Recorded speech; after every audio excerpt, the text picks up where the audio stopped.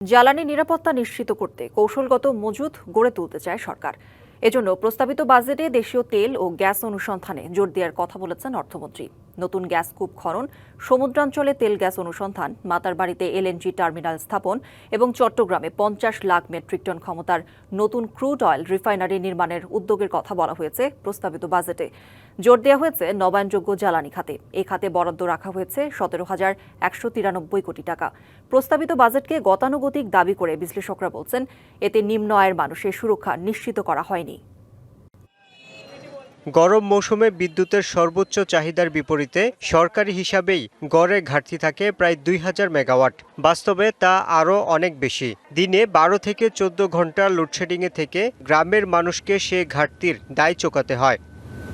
এমন বাস্তবতায় নতুন বাজেটে ১৭,১৯৩ কোটি টাকা বরাদ্দ পেল বিদ্যুৎ ও জ্বালানি খাত, যা গত অর্থবছরের চেয়ে ৫,৩২৭ কোটি টাকা কম। এর মধ্যে বিদ্যুৎ খাতে ১৪,৯৩৯ কোটি টাকা এবং জ্বালানি খাতে ২,২৫৮ কোটি টাকা বরাদ্দ রাখা হয়েছে। বাজেট বক্তব্যে অর্থমন্ত্রী জানান, ২০৩০ সালের মধ্যে মোট বিদ্যুতের চাহিদার ২০% আসবে নবায়নযোগ্য জ্বালানি খাত থেকে। জ্বালানি নিরাপত্তা, উৎপাদনশীল কর্মকাণ্ডের ধারাবাহিকতা নিশ্চিত করতে বিদ্যুৎ ও জ্বালানি নিরবিচ্ছিন্ন সরবরাহ নিশ্চিতের পাশাপাশি সাশ্রয়ী, নির্ভরযোগ্য, পরিবেশ বান্ধব বিদ্যুৎ জ্বালানি ব্যবস্থা গড়ে তুলতে আত্মনির্ভরশীল জ্বালানি নিরাপত্তা গড়ে তোলা। নগদ নিয়ে এলো হার না মানা হার অফার। সর্বনিম্ন ১০,০০০ টাকা রেমিটেন্স নগদে পাঠালে থাকছে স্বর্ণের হার জেতার সুযোগ।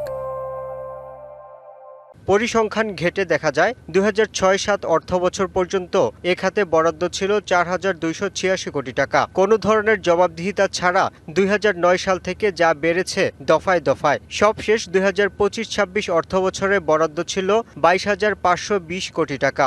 কিন্তু বড় অঙ্কের এ ব্যয়ে জনগণের প্রাপ্তির খাতাটা অনেকটাই থেকে গেছে শুভঙ্করের ফাঁকিতে।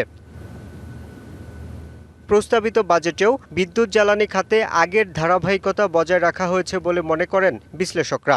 এখন পর্যন্ত সরকার গতানুগতিকতা থেকে বেরিয়ে আসতে পারেনি এবং যে নতুনত্ব এবং অভিনবত্ব থাকতে পারত জ্বালানি খাতের সুবিচার নিশ্চিত করার ক্ষেত্রে, জ্বালানি অধিকার সুরক্ষার ক্ষেত্রে, সেগুলো সরকার স্পর্শ করতে পারেনি। তাদের মতে বিদ্যুৎ ও জ্বালানি খাত নিয়ে সরকারের ভুল পরিকল্পনার দায় চাপে সাধারণ মানুষের কাঁধে।